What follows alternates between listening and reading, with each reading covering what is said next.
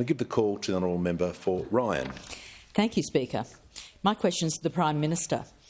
Prime Minister, yesterday your government approved a $1 billion Gina Rinehart-backed koala habitat-destroying gas project with over 150 new gas wells able to run till 2080. Prime Minister, in the middle of a climate crisis, why back billionaires to open more coal and gas, and will the Prime Minister reverse this decision? Thank you. Give the call to the Minister for the Environment and Water. Well, thank you, Mr Speaker, and I thank the member for Ryan for her question.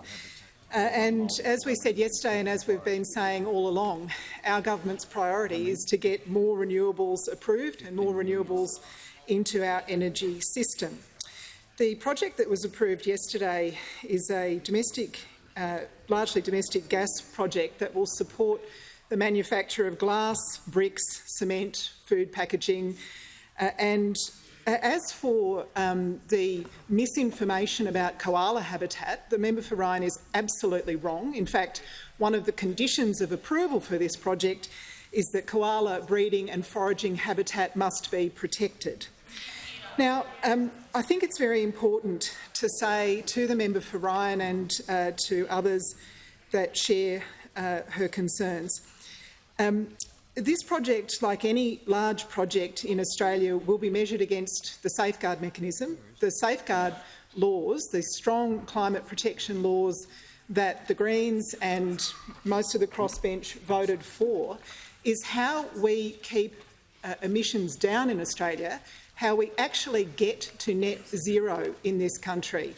We can't get to net zero overnight, but we are making extremely strong progress. And I've spoken in this place yesterday about the number of renewable energy projects that we have already approved, 54 renewable energy projects, one every 2 weeks. On top of these the previous Environment Ministers interjecting about koala habitat, that's pretty rich coming from a government that hid the State of the Environment report because it said that the environment in Australia was bad and getting worse under the leadership of those opposite. Nobody has done less to help the Australian environment than the Deputy Leader of the Opposition.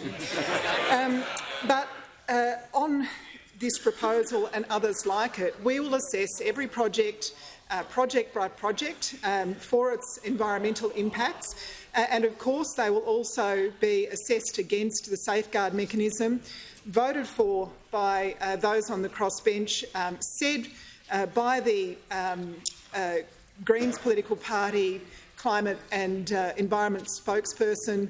I think her quote on this was, under these laws, pollution will now go down, not up.